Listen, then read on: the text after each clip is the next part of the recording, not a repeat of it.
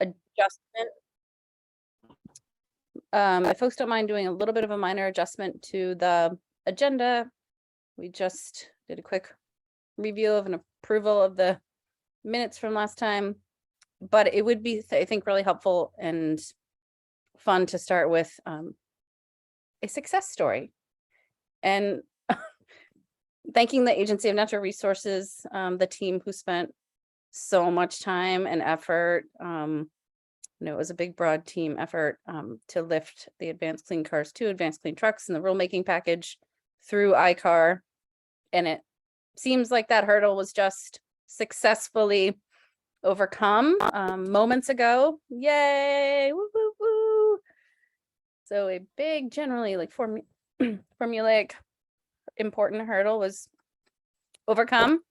And now, Megan or Deirdre, you want to just give a quick little overview, recap for everyone, just exactly what just happened? There's some new folks on this call, welcome. And then what the next step in that process is in terms of getting it into the Secretary of State's hands and the public engagement, et cetera. Can I lean on you to do that, Megan? Or Rachel? Can you hear me? Yep.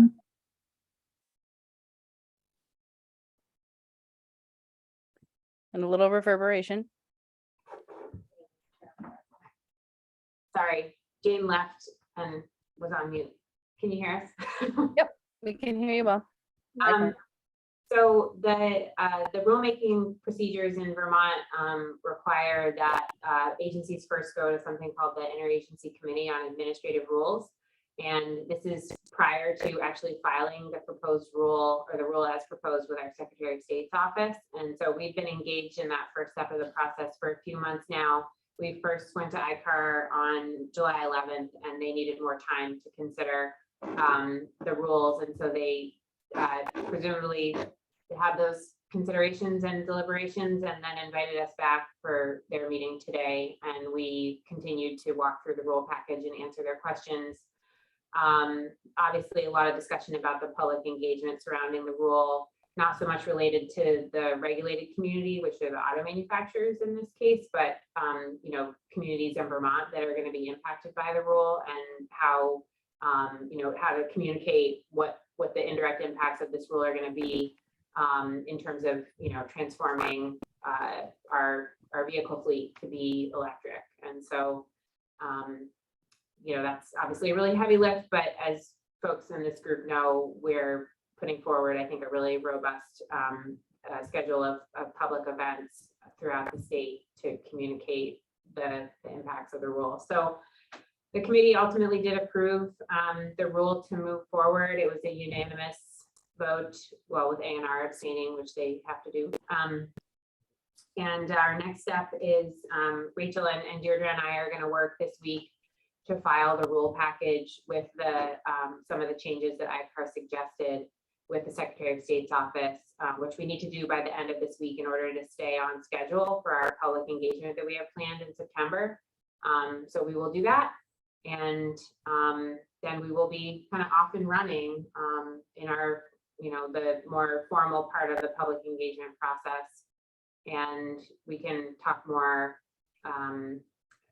either now or later in the agenda about, how things are shaping up with those public events that will happen in September, and kind of the run of show and our vision for how all of that is going to move ahead. So happy to answer any questions about where we go next in the process, or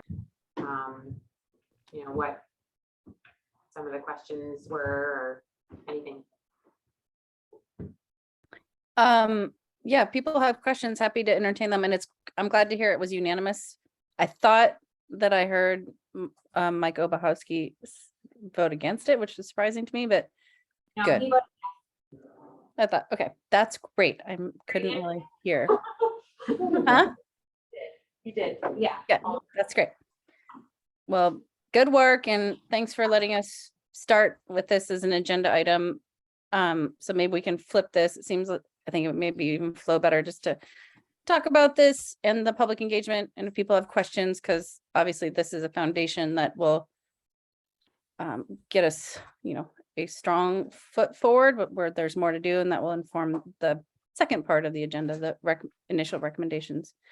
Do people have questions or Jill, thoughts? can you, in a nutshell, review the substantive comments? If there were any, it sounds like there were some procedural ones, definitely around public engagement. Yeah, so I think just obviously these are really, technically complex rules. And as we explained to the committee, these rules tend to be a little bit more complex because the regulated community demands it through compliance flexibility, and that oftentimes results in a much more complicated rulemaking structure. And so that's kind of what we're dealing with here. And so obviously it's not the easiest rule to navigate if you are just a member of the public trying to understand how this rule is going to impact you. So we, Rachel wrote a really helpful summary document, regulation summary document that we included in the rulemaking package that, really boils down the requirements of the rule in terms of how it relates to what auto manufacturers need to do. And then the supplemental information to the rule package describes the direct and indirect economic and environmental impacts of the rule. So we're really trying to get at this through, providing additional materials that are hopefully more easy to digest than the rule text itself in this instance. So, there was a lot of comments about making sure that we are really providing information in a way that the public can digest. So we're going to be adding a little bit more detail to the supplemental information. Some members of the committee asked that we talk more about indirect impacts to individuals, dealers of these vehicles, and then also things like how this is going to impact the electrical grid with increase in electrification, not only for vehicles but in home heating and things like that. And so how that this transformation is going to contribute to changes in the electrical grid. Fortunately, Public Service Department did a really great job discussing that issue in the most recent update to the Comprehensive Energy Plan. We also had some discussion of it in the CAP. So we'll be drawing from that to update the documents. And there was quite a bit of discussion about a practice called incorporation by reference, which is basically where we just kind of say, here's the California program in a nutshell, here's the sites to the different provisions of the California regulation that we want to, that we want auto manufacturers to comply with in the state of Vermont. And what we do is we just kind of list those in a table that's very easy to kind of take a look at and see what the requirements are. And there was a lot of comments and discussion about, is incorporation by reference in that manner really the best practice? Should we be providing the entirety of the California regulations as an appendix to the rule? The agency is not in favor of that approach. We've taken the approach of incorporation by reference in this format for decades. So this is not something new that we're doing. And really, when it comes down to understanding the finer details of complying with these rules, the auto manufacturers have the staff and the expertise and the knowledge and the experience to know how to comply with these rules. They know where to find them. They know what they need to do. That's not really what our concern is, but our concern is certainly making sure that the public understands what these rules are requiring. And so, as I said, that's what we're trying to do in these additional materials. So that's really what the discussion, I think, was highlighting. There was some other detailed discussion about how we're portraying public health benefits, a specific, the results of the COBRA modeling were discussed, and whether or not that's really a piece of data that helps or hurts the regulation, because there was a comment by a member of the committee that, it didn't really seem like the rule was going to be that beneficial in improving public health outcomes pursuant to the model that we used. So the question about whether or not, that was really significant. I imagine that we'll keep it in the documents anyway. What am I missing? Megan, have you thought at all about where this, when you're having the conversation with the public about this rule, where this rule begins and ends, and the larger issues around electrification? Because it sounds like you're going to be presenting the entire climate plan.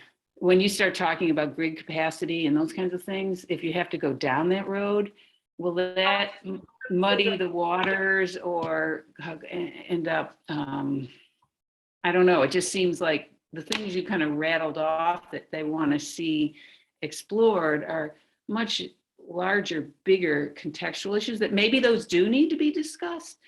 But it sounds like we're getting into all of the above around climate change and energy systems and transportation and everything else. Yeah, Am I making sense? I think some of the bits and pieces of the additional analysis that the committee wanted to see is, to inform the required analysis that we have to do, in terms of what the economic impacts are and other indirect impacts of the rule.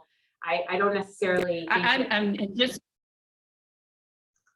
I guess what I'm trying to say, Gina, is that I don't think that every piece of the economic and environmental impact statement that we have in our rule record will need to be discussed at the public hearing. I mean, I'm sure there are certain aspects in terms of describing this kind of movement towards the direction of electrification more broadly, but I think there's a difference between what we're providing in the supplemental material in the rule record and how we're going to frame the issues in the discussion at the public events. I'm not saying these issues shouldn't be discussed. It's just, is that the right venue to discuss them? This is a much larger issue for the Climate Council, and in response to what Chris just posted, these are critical issues.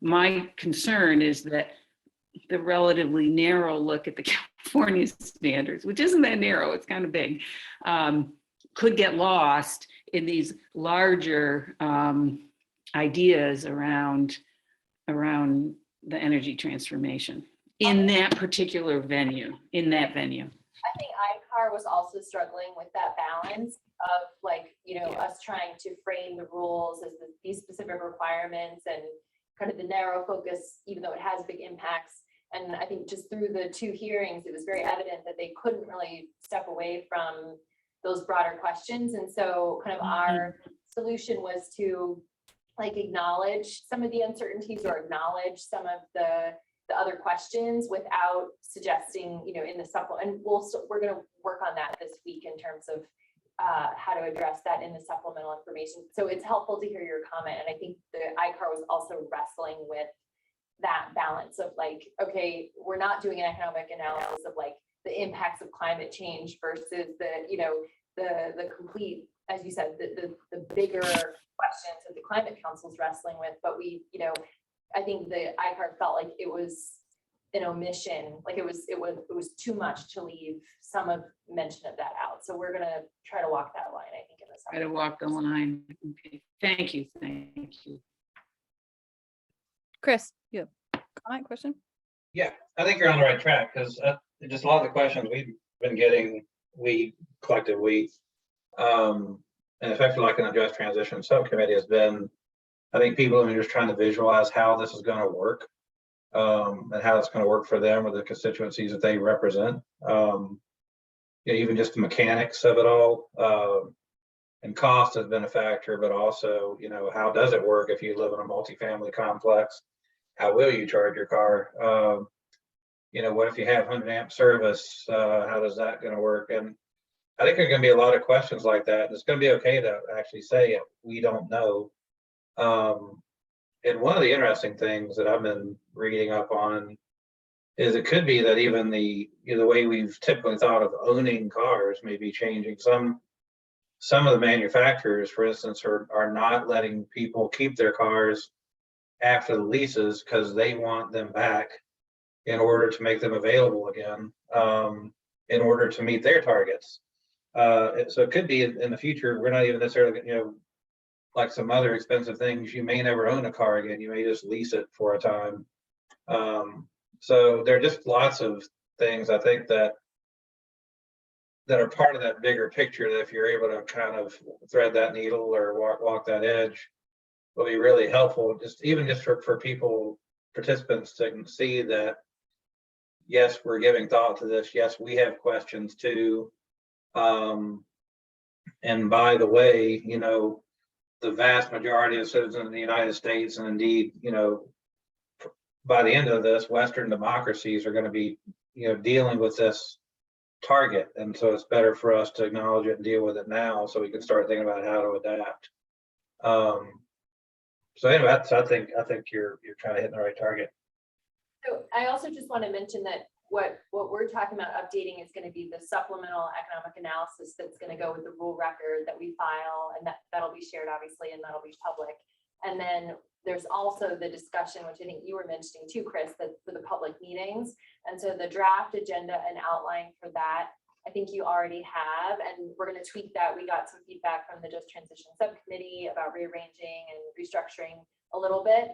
So I would say if you have specific questions or comments about the public events and the topics for that, or the way that those conversations are going to be held, that would definitely be something to reach out.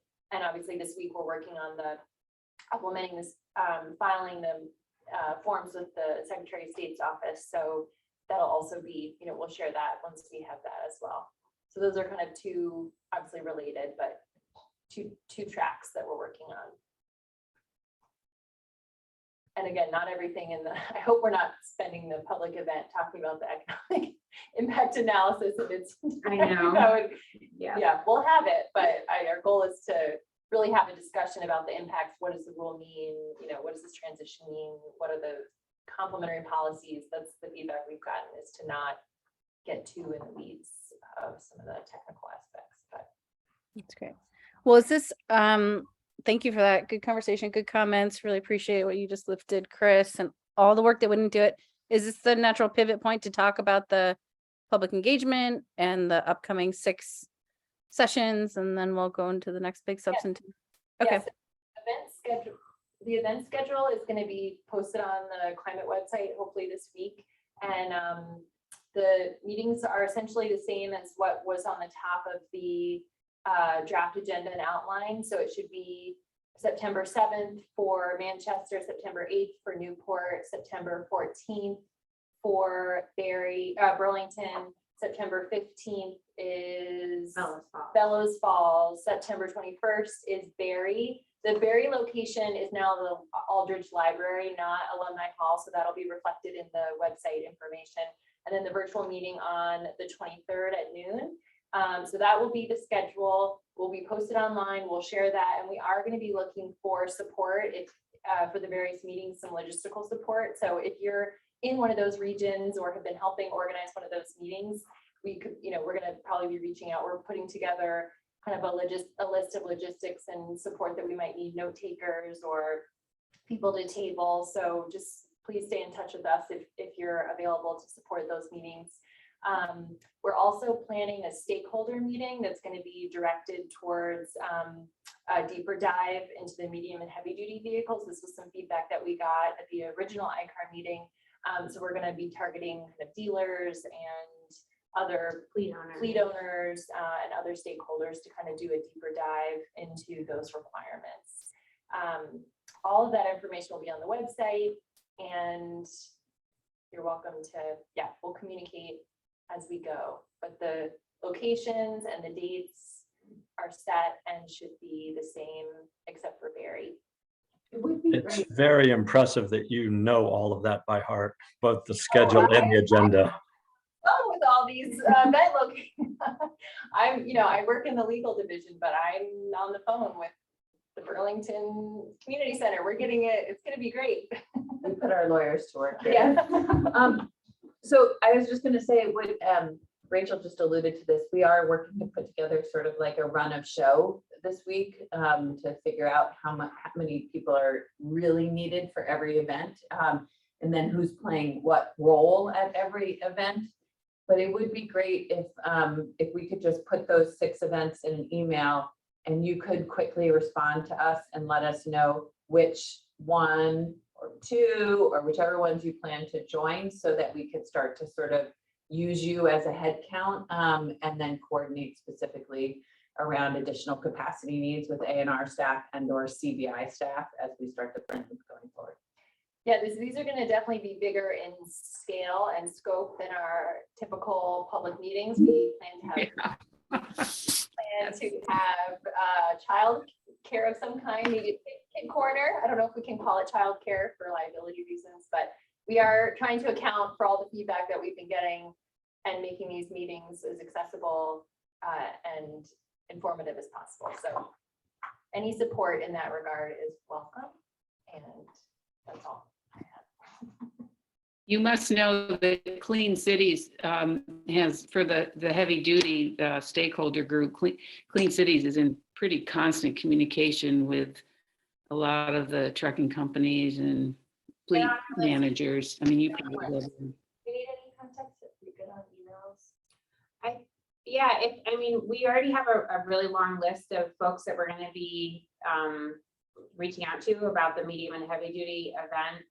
But if you have any ideas, folks that we may, then please let us know. Yeah, reach out to the director of Clean Cities and she can market it for you. Because I don't know, this was 4 years ago. Back in my day, they had a very active group. Yeah, Peggy's been a great partner, so she's definitely on our list. Good. Yeah, and that's gonna be, if anybody wants to like walk out on the technical aspects, we're gonna be really getting into it in that one. So that's part of the feedback we got was we need to account for these different audiences, so.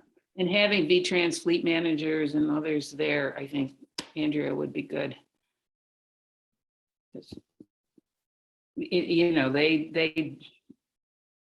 They have strong opinions, and also a lot of the municipalities look towards V-Trans and in the equipment department. And I don't know how you would reach out to municipal officials on this, but I think they would be the people who operate heavy duty fleets at the municipal level. It'd be interesting to hear from them. For that. Cool. Great. What about food? Oh, you're gonna have food? Yes. That's always something. And that one, I don't know if we're gonna have vegan food, are we? With the stakeholder. Okay. Now they're getting food. Cookies. Normal If it's one. over the dinner hour, you gotta Or have something. coffee at that one. Yeah, people will get crabby if it's during a mealtime and there's nothing there. Anyway, Stay tuned on that one. That's our latest breaking addition to the list. But yeah, we'll keep you posted. So did you say you're gonna send out the dates and check for our availability, but also sort of a rundown of what you think might be happening at Yeah. each of those events? Okay, Yeah, the 6 public events, not the stakeholder meeting is gonna have a completely different audience and agenda, but the 6 public yeah, yeah. will be, those are set, we'll send those out. Those are the ones that we're looking for in-person support and coordination. And so those will have essentially the same run of show, like agenda in terms of like goals, format. We may adapt as we go. The first meeting might go completely differently and then we'll need to adjust, but yeah, that'll be kind of the same structure. And we'll send all that out for feedback. We're working on kind of a list of the run of show and logistics this week. I would imagine then for the people who sign up to volunteer and help support us in that, then we'll probably have a meeting around running those meetings with everybody there. And we need to make a decision in the next week if we want CBI to facilitate them or whether we're going to do it on our own. okay. I know, I thought at one point we talked about like having tables or something of the sort, and didn't know if you would want V-Trans to have a table on their incentives or some other stuff. Say 100%, we would like, we're getting that question and feedback a lot. So I would say, I don't know what your capacity is, but I know it's a lot. We definitely need to But I would- commit, we need to decide what tables we want and invite sooner, for like ASAP, so people Yeah. have it on their schedule. Yeah. Yeah, and we could talk, so we'll follow up with you, Andrea, too, and I think, I know it's a lot to commit a person at each of those weeks since they're back to back over the course of 3 weeks, so we could think about how to best, we do want to provide all that information and and can think about a way to navigate that with you. Yeah, we can figure that out. Thanks. It'll be a very captive audience, though. I think people really interested in the incentives, so hopefully we can, I think they'll want, that information is going to be top of mind, I think. Mhm. Good. Is there anything else that people want to offer in terms of stakeholder events? Or should we pivot? All right, well, congrats again. Advancing the rulemaking, lots of public input opportunities. Just pivoting now to conversation around draft transportation recommendations. I'm going to drop it here in the chat. This is essentially starting point for a conversation with this team that ideally we'd have today and potentially next Monday as well, and before cross-sector mitigation subcommittee meeting to discuss. And as a reminder, this is our first sort of foot forward in the conversation in terms of what we would potentially recommend. Again, knowing that right before the initial plan was adopted, the Transportation and Climate Initiative program essentially hit a significant bump in the road. That program is now on ice, and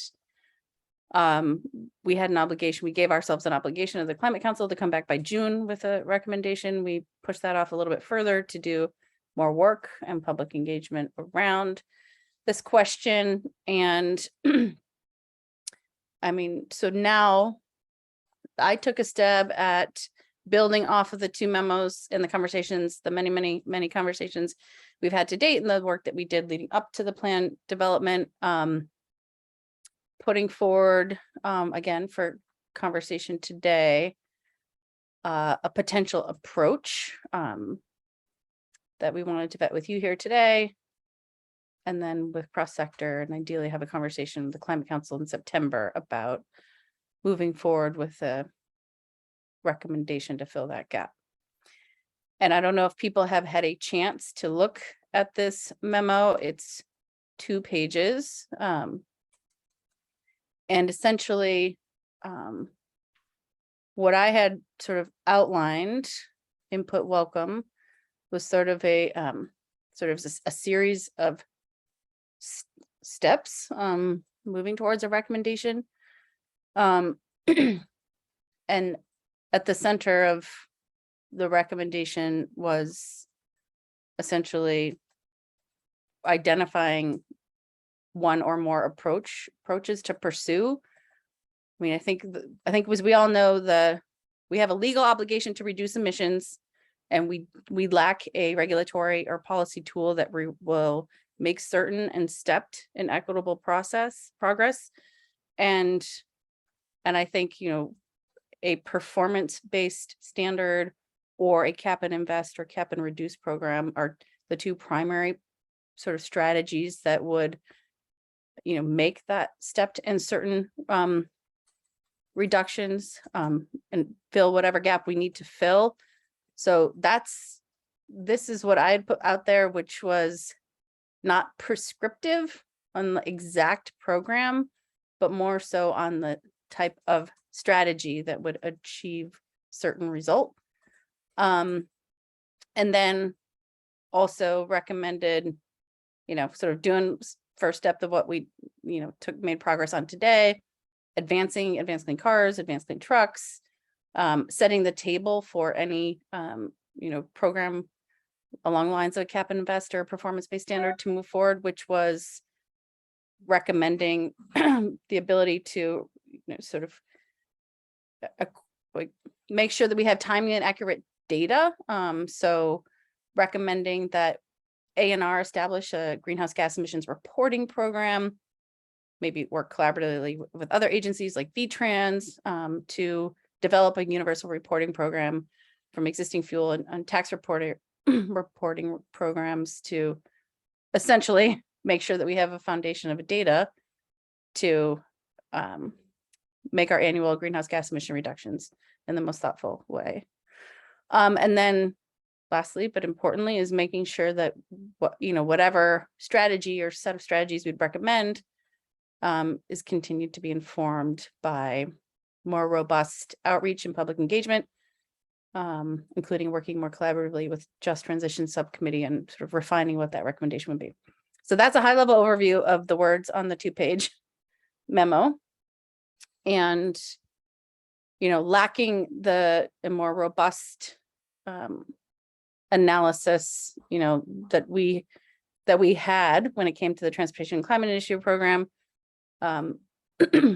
This was sort of a foot forward to say, we know we need to point in one or another, maybe potentially both of these directions, and that we should affirm that and do more work to figure out what's the best approach.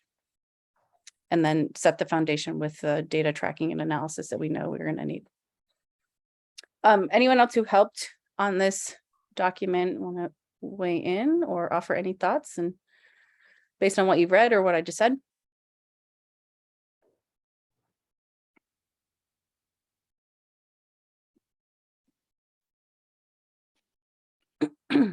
Gina? I feel like I'm doing all the talking here. What else is new? My only concern when I read it was, how does the VTrans initiative, which is really important, relate to the other stuff? So it was like VTrans is doing this thing, then these other things need to happen. And I was a little confused about the relationship between Are you talking about the carbon reduction? yes, strategy? the carbon reduction plan and all that entails. How does that relate to the need to look at these? And Andrea's probably the best person to answer that question. Jane's hand went up. Jane, do you want to Jane, take a yeah. stab, or Andrea? Go ahead, Jane, your hand's up. Sorry, we're about to get like a very intense storm right here, so my internet just Hopefully glitched too. lower. so. Unplug your computer. Well, I guess I have a comment and then a process question comment to it that we might not be ready to get to, but I guess my comment around what Gina's saying, it does feel appropriate. The first recommendation or stepwise approach to actually making a strong statement around the need for a sector-wide regulatory approach. I'm wondering, one, about in the near future, I think you should probably bring some more specificity to what that means. And in doing so, could make a direct link to the carbon reduction strategy and the fact that you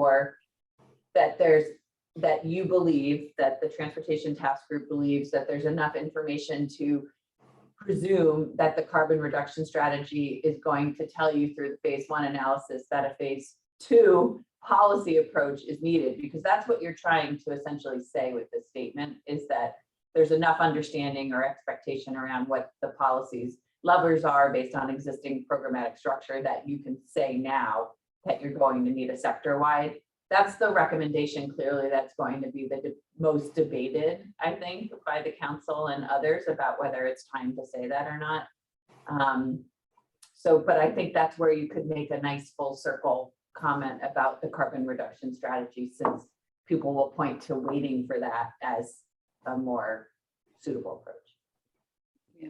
And then just a question, when we get to it, just to be thinking about, I'd like to understand, as we start to think about how this gets presented at cross-sector in a week or two, and then ultimately to the council, the role of who's on this task group versus state staff. It's just a question in my mind around the role of myself, Megan, others, so that whether or not you can speak to this as consensus task group recommendations, or it's not consensus, or we have to vote, who votes. I just have a question on process, because we're a little bit in uncharted territory on that with this group. Yeah, because we have 2 task groups that are focused on sort of unfinished business. Yes. And there's no clear formulaic or rigid process that has been employed or established. So I think that's an open question, and one we can revisit, but So I have a thought on that, but I can hold it and turn it over to Chris when we revisit that question. Go ahead, Chris. You're muted, friend. Sorry, I will get this figured out one day.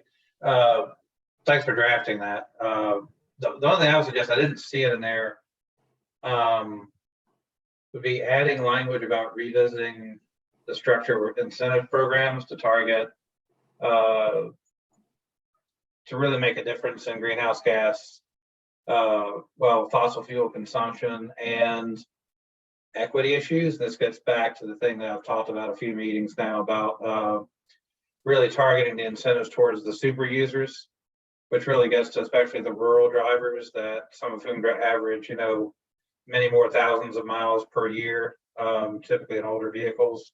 Because current incentive programs tend to support those who are already planning to adopt anyway. California has actually drafted legislation to do that very thing. But anyway, I don't think you have to get into the whole, the term they're using is gasoline super users. I don't like that term because it feels like it kind of puts a target on people's backs. But anyway, just something about revisiting the incentive structure.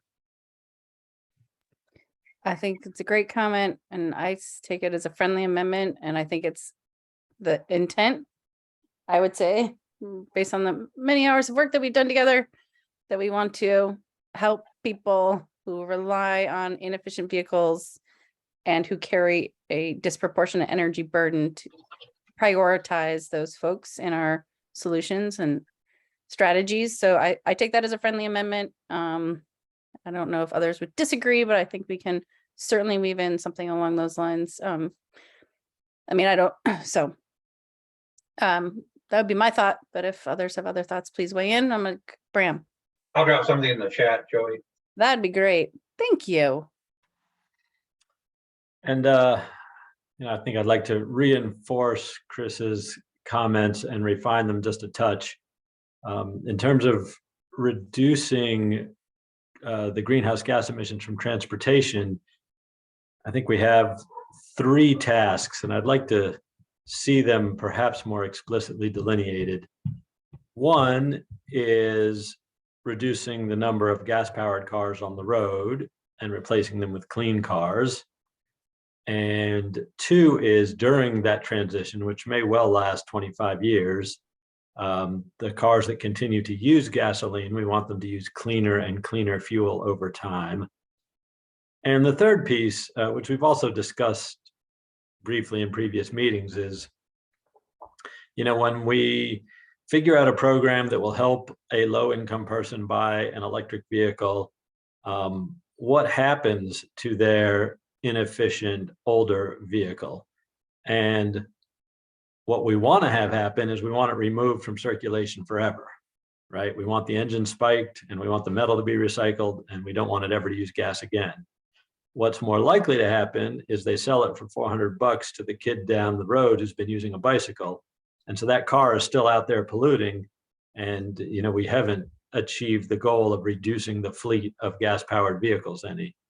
So I think if we lay out those 3 and how we're going to approach them, that would be helpful in getting to where we want to go. I have a procedural question, and this may be more for Jane. Chris and Bram have raised new issues or new ways of thinking about what's in the plan. To what extent is this group charged with changing that? Are we just trying to move the plan as it's written forward? Or are we trying to, and at some point we need to start injecting all these new ideas. I mean, what Chris is talking about is incredibly important. It's going to be very challenging to try to figure out who those users are. Bram, you're talking about things that we wrestled with when we were putting the transportation plan together. And I'm worried about revising and improving the plan, but also losing the ability to implement strategies in those areas that not that we shouldn't do that somehow within the context of the cross-sector group, but I thought our marching orders were to take what's written and figure out a way to implement it through some very clearly defined not clearly defined, but through some programs such as cap and trade. Right, but I think, I mean, Carbon standard. with TCIP gone, we have to, like, this memo, this 2-page memo is sort of laying out how we do exactly what you just said, right? Like, how do we fill the hole left by TCIP? Right. And, I think what Chris and I are suggesting is ways to go about filling that hole. Okay, if there are programs, policies that have demonstrated success, let's do it. I'm all ears, and maybe we should be pursuing this super user thing. I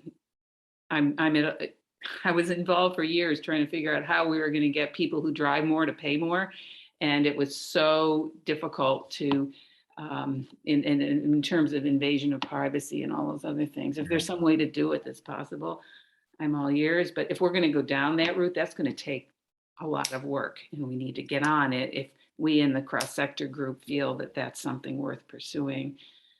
And there are a lot of hands up, so this is the last thing I'll say without a hand, and I apologize to everyone who's being polite and following process. But Andrea did just put a note in the chat about the Replace Your Ride program in September, which is going to scrap the replaced vehicle. So I think, to your point, there are policies and programs out there that we can incorporate. And I mean, Yeah. Sebi. Yeah, I was processing and also reflecting on what Bram and Chris said. First of all, I feel like a lot of us tend to try to bite everything that we could possibly chew or more. Maybe it's just a matter of including good ideas like that, Replace Your Ride, Mileage Smart, et cetera, as things that would have more investment if it were to be another cap and invest program, like more explicitly teasing out more equitable policies that would be supported by an overarching regulatory framework. Because my impression is that, like, the GHG reductions is the main reason that this group got formed, and we've definitely been advancing good stuff like the advanced clean cars, advanced clean trucks. But I feel like there's been a recognition since the beginning of the year that there's just like this big TCI gap and not a lot of progress towards filling it. And so I'm curious about, like, procedurally. So if we're going off the Gantt chart that was on the last agenda, it's like a little bit more than 2 months. So do we have a process to kind of make stepped progress towards whatever recommendation this is, and which I support, I definitely support, like, what can we realistically expect in terms of specificity? I think this is the space to discuss that, and obviously going to take some of this offline. But if we're going to do what we couldn't do in 8 months, in 2 months, assuming that my impression is correct, that was the main task of this group, we're getting back on track. But I'm just wondering how we're going to actually make progress in a different way. I'm really glad for this memo because I think it's a reset point to jump off from, but I know there's a lot going on between now and then too, with the public hearings on advanced clean cars and clean trucks, which is not the same thing as this regulatory framework. So my hand was the next in the stack, and then I'll get to others. I guess what I would say, I appreciate that comment. I agree with you. We have a legal obligation to reduce pollution. And in the sector that is 40% of that, we have no clear regulatory or policy tool that will make those reductions, certainly over time. And what we're talking about, what I view the memo is not radically different or very, like, we're not rewriting the plan, we're refining the plan and we're refining this component of it. TCIP is still in the plan. TCIP may be revived because I think it was a moment in time under the weight of political pressure and rising gas prices and the influx of federal dollars that I think that it cratered, but it could potentially be revived. And I want to make sure that we're leaving the space for that. If our partners regionally, if that becomes one of the better strategies, cost-effective, equitable approaches to do what we need to do, I think that should still be on the table. I don't think this memo points in a different direction. I would also say that, I mean, kind of what Jane was saying about the carbon reduction strategy, that totally makes sense. I think what we need to understand, to your point, Sebi, is how far will investments that are happening or will be coming will get us? And then what is the gap that we need to fill? And how do we fill that gap with a tool or a set of tools to, again, make certain and stepped. And so what we put forward here with the friendly amendment that Chris is offering, it feels like to me, we're saying we are likely to need more tools in the toolbox, and it's probably going to be one of these two approaches, cap and invest or performance-based measure. And how we refine that is the work that we're going to need to do over time. But we're not going to have the economic analysis that we needed 6 months ago in 2 months. But what I would say, and if we can get where we need to go without this, then you can always ratchet down a program or approach or how big the compliance mechanism is. So I think what I feel is important is that we need to acknowledge that the plan is it didn't add up without TCIP. It's not adding up without the clean heat standard. It's falling far short. We're legally on the hook. The planet's on fire. We got a lot of work to do. So this generally points in that direction, and I'm hoping that we can refine it and point in the direction like that Chris is offering in terms of how we do that, which is really important, and that's the equity piece. In the A&R office, if you guys had more thoughts, it's your platform now. I have two thoughts now.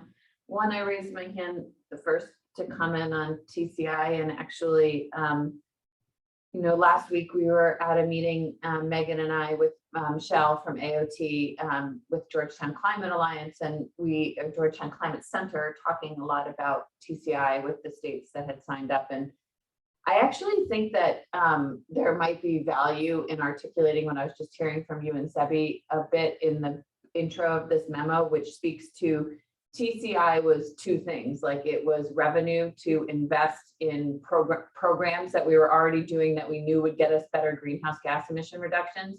And it was also emission reductions, right? And so it would be nice to speak to like that we're sort of in this period of increased federal funding that's sort of getting us the revenue, but that's not expected to last forever. And that at some point we're going to want to keep doing what we're able to do with this increased revenue that's going to drop off a cliff in the next few years. And so we should speak to that need for revenue still long term, and then also speak to the fact that we need to make up the emissions reductions and be clear that we're thinking about how to do that right now with these recommendations. And I wonder if there's just in my thinking about like how we speak then to the carbon reduction strategy and integrating that, I wonder if there's an approach that might sort of get me and everybody wins, where we're speaking to the carbon reduction strategy and the likelihood that it's going to tell us that we need a regulatory framework to meet our emissions reductions in the transportation sector because we can't do it through existing programs. But that chicken and egg, like, when do we make that statement? Do we wait for the study, or do we make that strong statement now so we don't wait a year to make that statement and then build? I wonder if there's some kind of iterative process that we can build into that first statement around expectations and work, like to lay the groundwork around equity, around framing of policy that continues to march us towards the development of either a performance standard or a cap and best, cap and reduce, but that also allows us to sort of I'm not saying this is likely needed, but also gives us a bow out if we find out that we don't need it because of the carbon reduction strategy. I'm just trying to think like politically how you could make a strong statement, continue to make progress on those, but also have a check and balance with the analysis that we're going to continue to refine through the carbon reduction strategy. And maybe that gets us further with everybody. If you can read between my tea leaves. Anyway, just, I like the idea of like also stating about what TCI was and where we are with both components. So that I would mention. And that I appreciate, and that the plan still says, if it's revived, pursue it in a two-part process. From that meeting last week, it doesn't sound like it's getting pulled off the shelf anytime soon. Every state was still interested, but no state said they were ready to go. And one state in particular that we really would want seems to be going down the path of a low carbon fuel standard now more strongly than TCI. Yep. At some point, we got to do something. Andrea, take it away. So a couple of thoughts. First, in reaction to what Jane just said, I think the original transportation memo laid that out very well, that we don't have a secure funding source after maybe 5 years from now, or however long all this infrastructure money is going to last. So I think Jared wrote that pretty well in the initial memo. So you can just pull that back out. It's all there. And I guess I just am troubled a little bit. I keep rereading the first bullet and I'm like, what is the time frame associated with this? What do you envision getting out of that first bullet and when?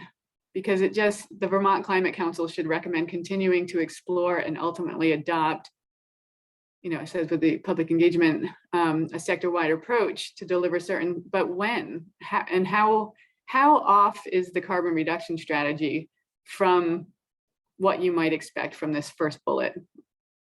I mean, by September, the carbon reduction strategy of 2023, we will have a draft analysis and different scenarios. And one of those scenarios is forgetting about the transportation programs and focusing solely on policy.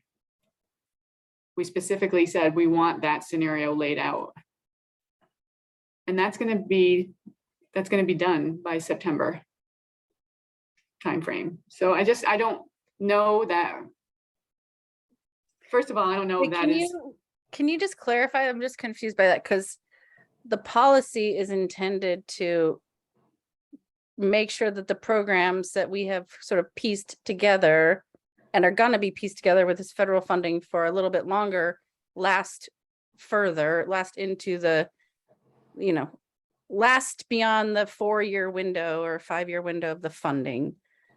So the policy is not like doing something radically different. The way I view it is the policy is intended to raise the needed revenue, not like do more than we're going to need to do. We just raise enough to fill any gap that we need to fill. So I guess can you just clarify for me what that distinction is for you? Maybe I didn't say it correctly. What I was trying to say is that the carbon reduction strategy phase 1 is going to look at our programs, and it's going to say, by being able to do certain things with, our programs, this is sort of what the run-of-the-mill programs, our traditional programs get us in terms of greenhouse gas impacts. Might be reductions, might not be. And then looking in phase 2 to close that gap, we ask them to analyze a bunch of different scenarios. What can we do with our programs? And that's one scenario, just programs, nothing else, no regulatory framework, no policy, no nothing else, just our programs. What can that get us? One of the other scenarios has to be, forget about the programs, what about the policy? And what options are out there that might close that gap? And then there's up to 2 more scenarios that they are on the hook for developing. And so we have a timeline on that for to be complete by September of next year. And I just don't know with this bullet, if you're going to be getting much more than that, much sooner. I don't know what the vision is with that bullet, like who's doing what's actually happening there. And because it just is like, continue to explore. Well, I mean, if people want to go harder charging, it feels like we want the information that you're going to get in September. We want we want more information to figure out what more concretely it needs to be done. But Bram, you go, and then you can help answer that. Yeah, just a couple of quick things. I think, part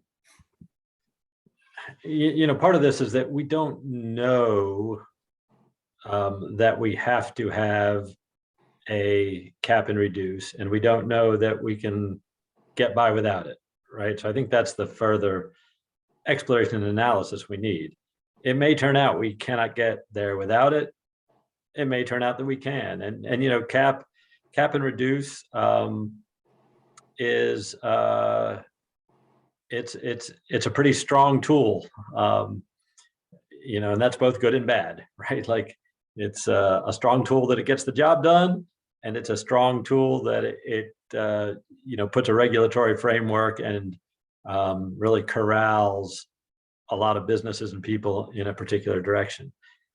So I think we sort of have to really understand, is that the best way to get there before we make that a formal recommendation.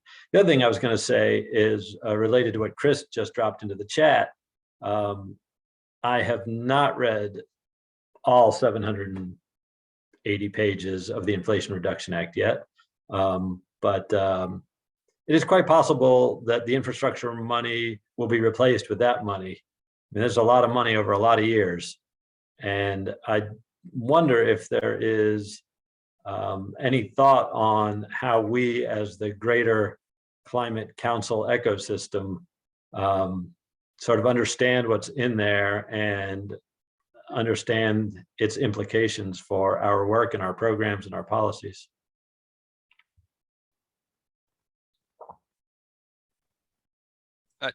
Debbie? I would just say, speaking of kind of like the greater ecosystem, I'm thinking from the perspective of, young person recognizing that we're in Vermont, which is in the United States, trying to tackle the climate crisis also. Just thinking, it feels like the discussion is sort of coalescing around the idea that meeting the Global Warming Solutions Act requirements is like some kind of ceiling, when I feel like it really should be a floor. And my understanding in terms of like our reductions of climate pollution, and making sure that we're advancing equity and justice all along the way. My impression from the transportation memo from months ago was that, and the research and great work that folks have done in the transportation space, is that there's no reasonable path to thinking that the current policy environment in Vermont is going to get us to our 2030 targets, especially in the transportation space, once the investments dry up in 2026. And obviously, big climate bill just passed, that's great. But I don't know, I just feel like, developed countries have been resting on hopes and faith on acting on climate for so long that I just have to voice concern about, oh, well, we'll have another study by next fall.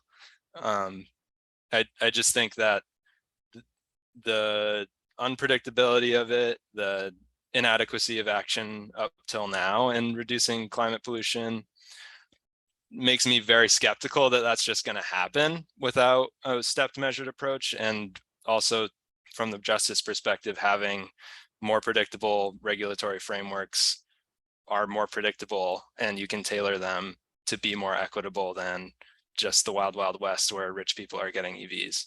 So take that with as many grains of salt as you would like, but and it doesn't change or clarify the uncertainty of what happens between now and like 2 months or whatever the Gantt chart says.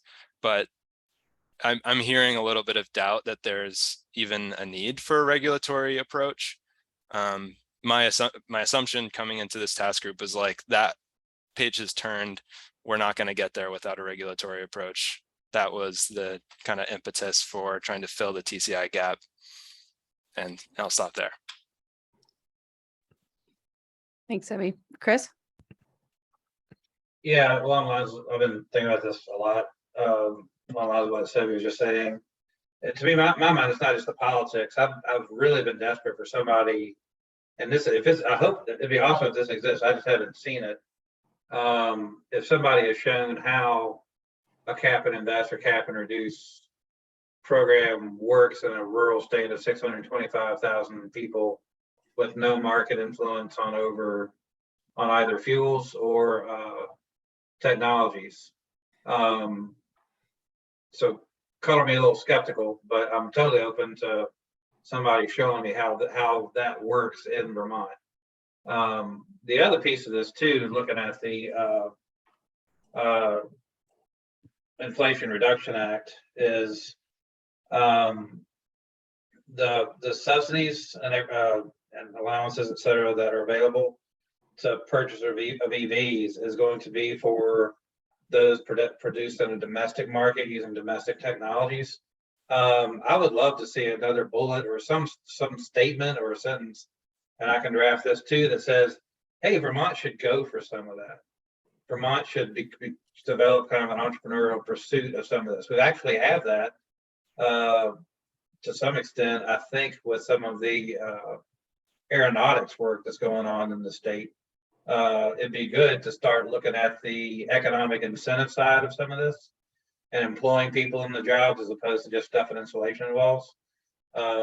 So, you know, we've got one of the few microchip processors in the country here. We've got, you know, potentially, if we can get the blanking housing developed, which of course increase our greenhouse gas emissions, but anyway, it's all a double-edged sword, right? But it'd be good if we could say something to like the economic opportunity side of all this stuff too. And I'll try to add a sentence to that. I'll drop it in the chat. That's great. Thank you, Chris. Andrea?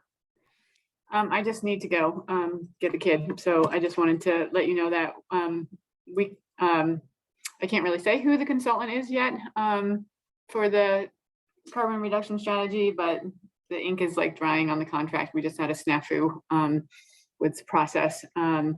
But we should have the consultant on board by the end of the week, I think. And then I will be sending out invitations for the technical committee and advisory committee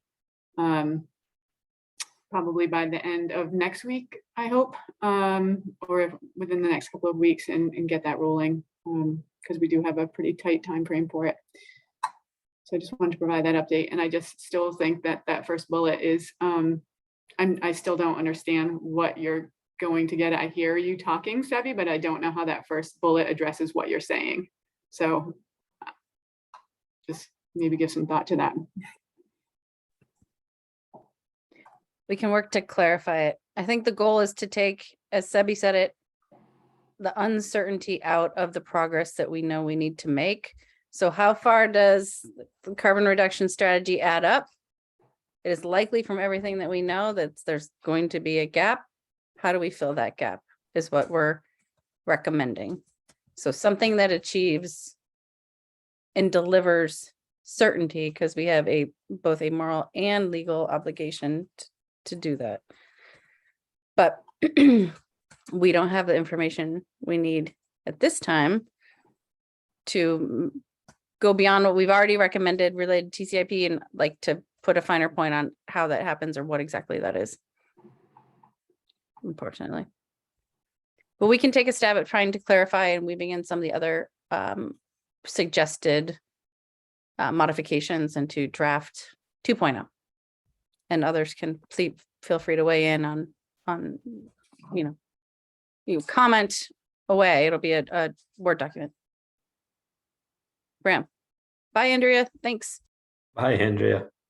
So is it true that in the first draft of the climate action plan, up until TCI fell apart, that TCIP was included because, and I sort of joined after this work was done.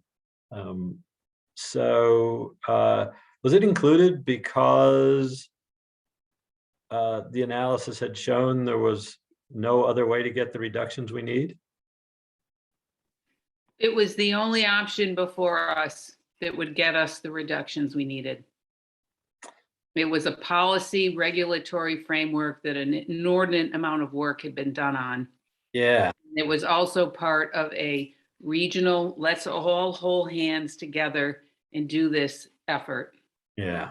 And it's in my view, it's really important for it to be for cap and trade to be a multi-state thing, because Vermont is a tiny little drop in the economic window here. So we need to work with other states, but it doesn't mean we shouldn't look at, and that's why we're looking at Western Climate Initiative. It would be impossible. I don't know in my head how it would work that we would have our own cap and trade program. So We that's, have to be part of a larger thing. So it came from what we knew when we were putting that plan together. And it was a very viable, well-researched option that went down for what I would say are political reasons. yeah, and bad luck and bad timing and so forth. Yeah. So, if that's the case, it does raise, I think, the question that Sebi raised, which is, do we in fact need to spend any time on this? Or can we simply say that we already know with adequate confidence that we cannot get there without a regulatory framework? And our first choice of regulatory framework, TCIP, is no longer available to us. Therefore, our recommendation is our second favorite one, which is the Western Climate Initiative, I believe. That's our second choice and the best one we have standing, and that's our recommendation. Are we confident enough in all of those things to say that now and not spend another couple months thinking about it? Well, there's a fuel standard as well, a transportation fuel standard, and that's lurking out there. That's something that the Western states have done. It was not part of the TCI program. And Jared, I know, is very interested in taking a look at that. I personally wonder, after what we've been through with the clean heat standard and all the work that was done on that. It was close. It was very close. So maybe with some tweaking, we can revive that. I think we need to include the clean transportation standard in the mix as well, which is different than a cap and trade program. Okay. Jane, Chris, then I'm going to get in the stack. I just wanted to mention one that we're moving forward with the analysis related to the buildings and thermals sector, and looking at how to scale some of these policies, like a performance standard along with a cap and invest to Vermont in the buildings and thermal sector, which I can share more broadly about in the coming days as we finalize the RFP. But I do just want to say that one of my things that come to mind, and what Bram was just talking about, is the difference between further exploring policies or having a turnkey policy. Because if you're looking at like a low carbon fuel standard, TCI took 10 years to almost, or whatever it was, to get to being ready to implement. So if we're clearly stating that you want one of these two policies, it kind of goes back to what Andrea was asking, sort of like, what does that mean? Because if it's not joining WCI or TCI becoming back online, none of these things will be ready for years to actually stand up. And so that's a question around timing, just in the recommendation.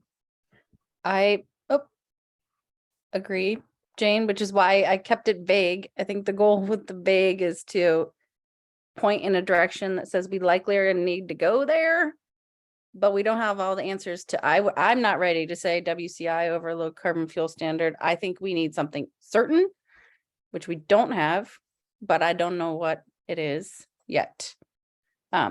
Chris, sorry to jump in there.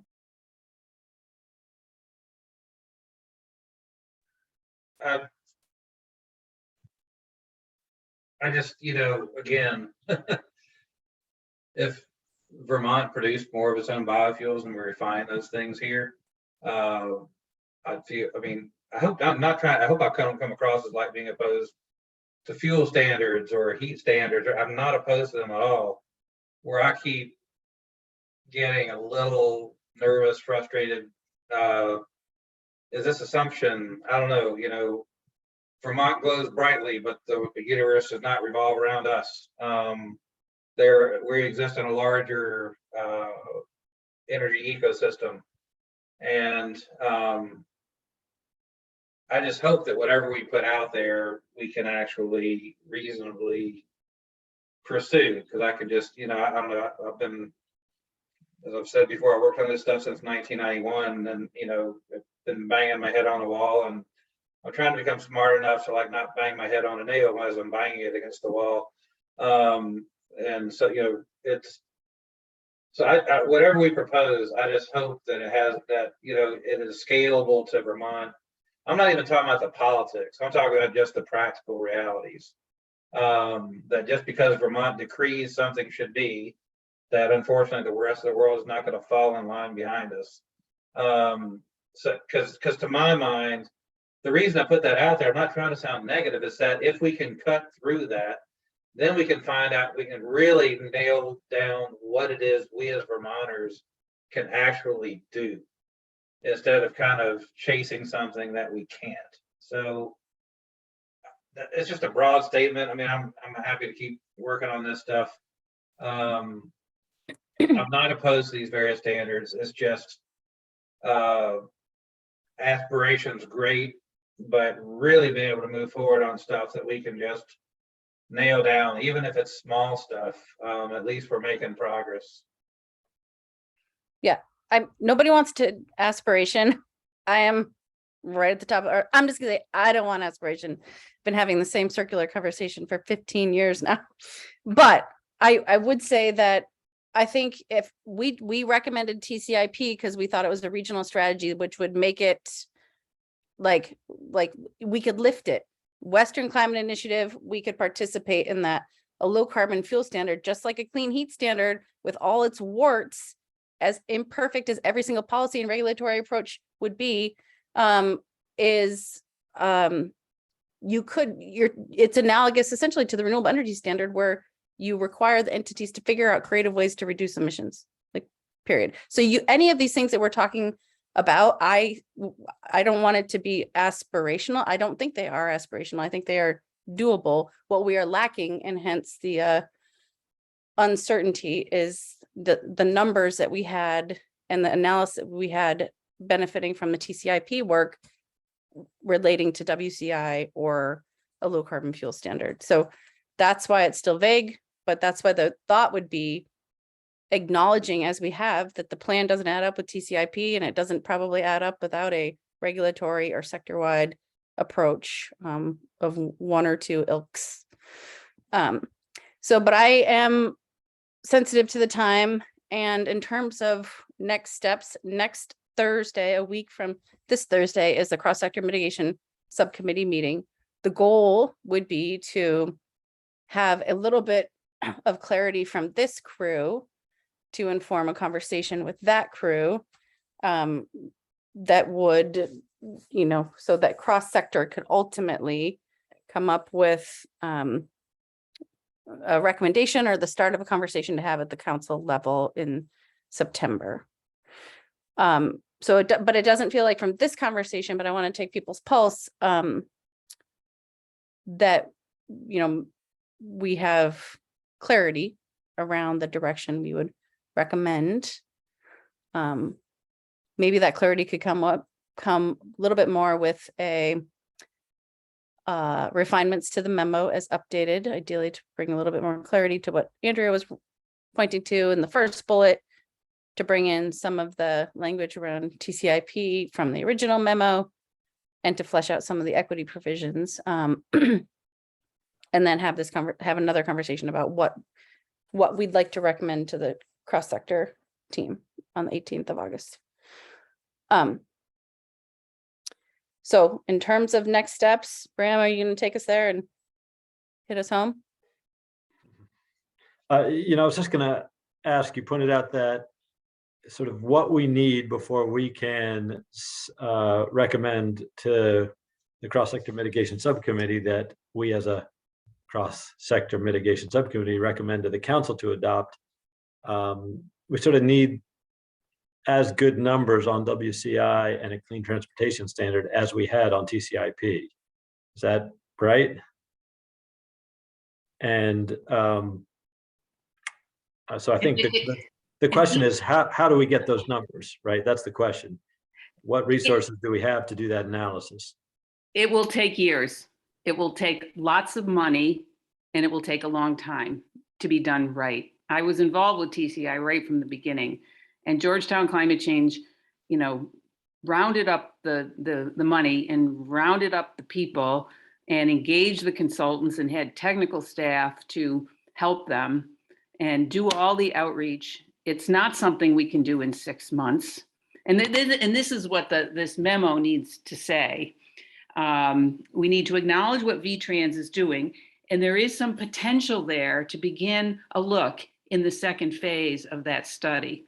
But then we need to say, you know, we're going to get serious. We're going to start rolling up our sleeves and getting the money to do it. And that's what we ran into in the spring. We wanted to start digging in. We had some proposals written and there was no funding to do it. So we've got to figure out how we're going to pay for it, and B, figure out who's going to administer it and work through all the highly technical issues around emissions, around economics, you name it. So that's, I think we're on the right path. We just need to be realistic in saying how not challenging, but this is not for the faint of heart. This is not something we can just write up in 6 months. This is going to take real work if the state is serious about holistically dealing with this issue and not nibbling around the issue, around the edges the way we have been. I mean, that's my 2 cents. I think, Joey, you're on a good path so far with that memo. We just need to be realistic about what it's going to take. Great. Okay, so in terms of next steps, thank you all. I'm sensitive to the time and wanting to cover a couple more things and get the public comment if people are interested. Is take the memo, the input based on the conversation today, capture the comments and the substance in the chat, and put out a version 2.0, and a potential, ideally have a ensuing conversation, I guess, next Monday at our standing meeting, where we would come forth with some, again, second iteration of this draft for a cross-sector mitigation subcommittee meeting. That would be my recommended approach. And I was going to loop Sebi into updating that draft with me, and sharing that with you all as an editable version. I would get Andrea involved too. She had some strong opinions. Sure, everyone is welcome. Yeah. I would invite comments and input from everyone. That would be very helpful. What do people think about that as a stepped approach? Great. You know, And Chris, I would just say that we need to figure out some way to do it faster, right? Like we can't wait 6 months or 2 years to get an analysis done, right? Like we need to have a recommendation in a couple of months. And, you know, if we can, I think we can probably, we can say with confidence, we included TCIP in the first version because we did not see any way to achieve the legally required reductions without a regulatory framework. And we can say our first choice regulatory framework's not available. Here's our second choice. And maybe we can ballpark, hey, here's the differences between the two programs. So, here's our estimate simply based on, here's what we would have gotten with TCIP.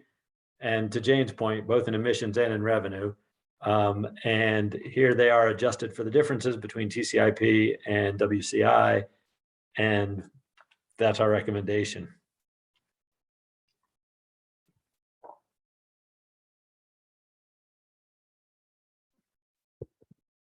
something along those lines. Yeah, I'm not willing to take TCIP off the table yet either. So I don't know. Okay. Next steps, please weigh in if we don't nail it on the next iteration of that draft. Chris, I see your comment about asking another RPC partner to participate. I think that'd be great. Although I very much miss you, but to the degree you have limited time. Or if you can stick with us just a couple more meetings until we get this conversation to a point where we can have it at cross sector, that'd be great too.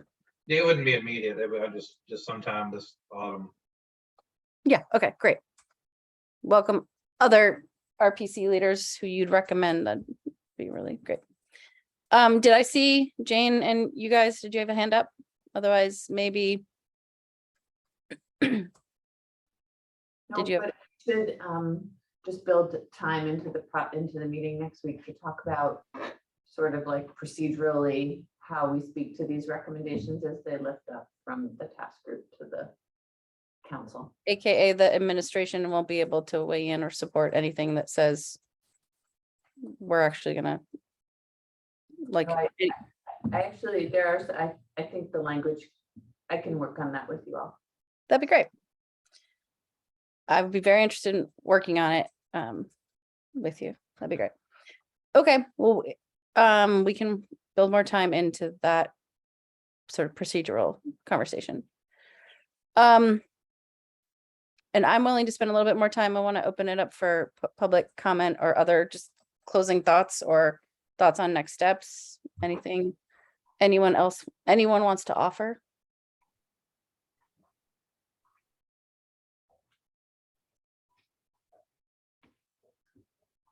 Anyone? Go ahead, Cheryl Joy.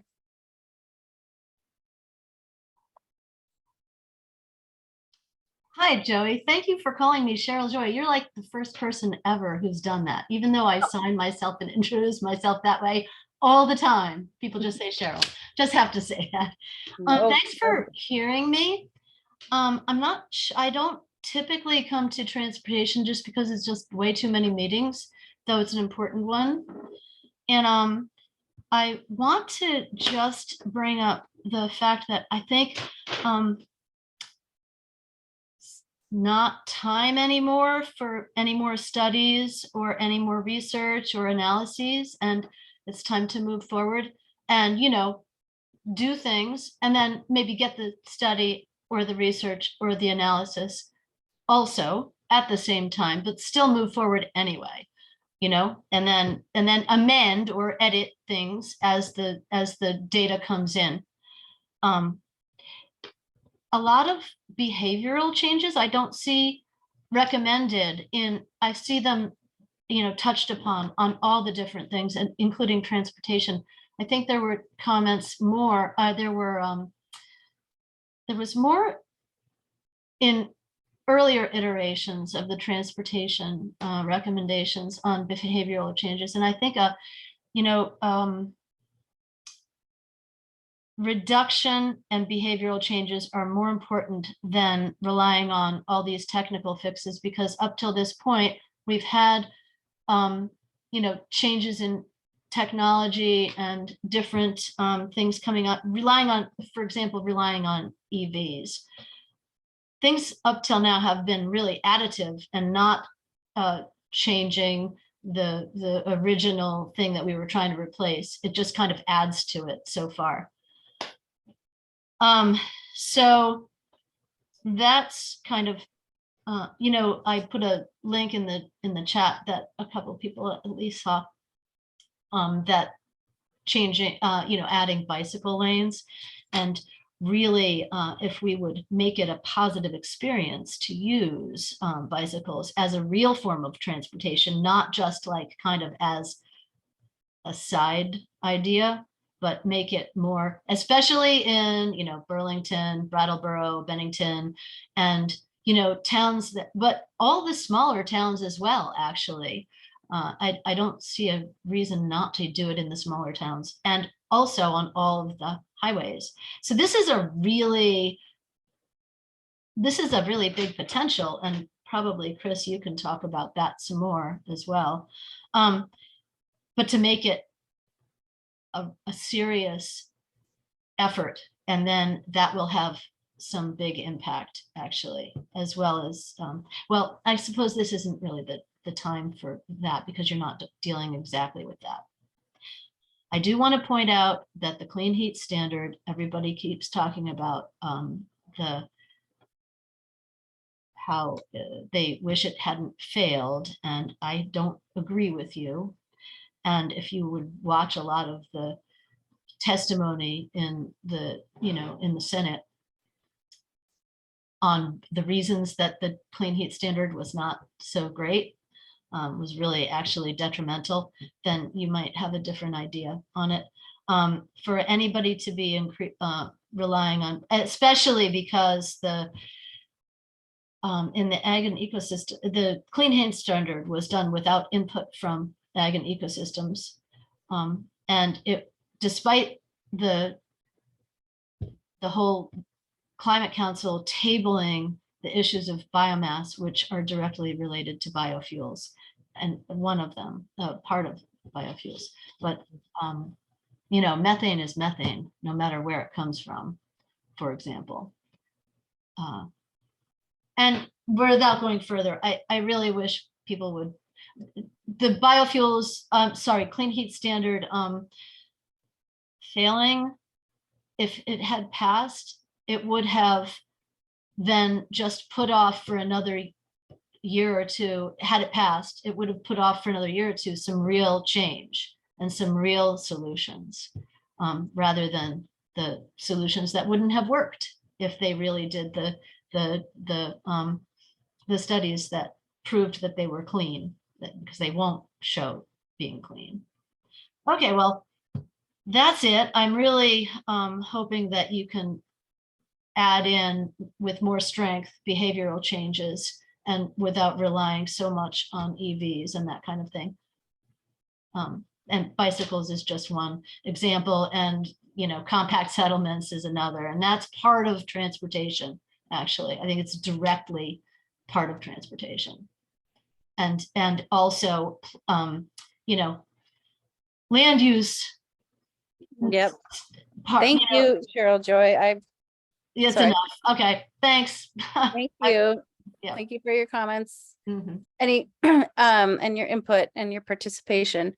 Anyone else have anything else to say? Otherwise, next Monday at 3:30 with a second iteration of a draft in between that we can all wrap our heads around, and ultimately, ideally advance as a concept. Excellent.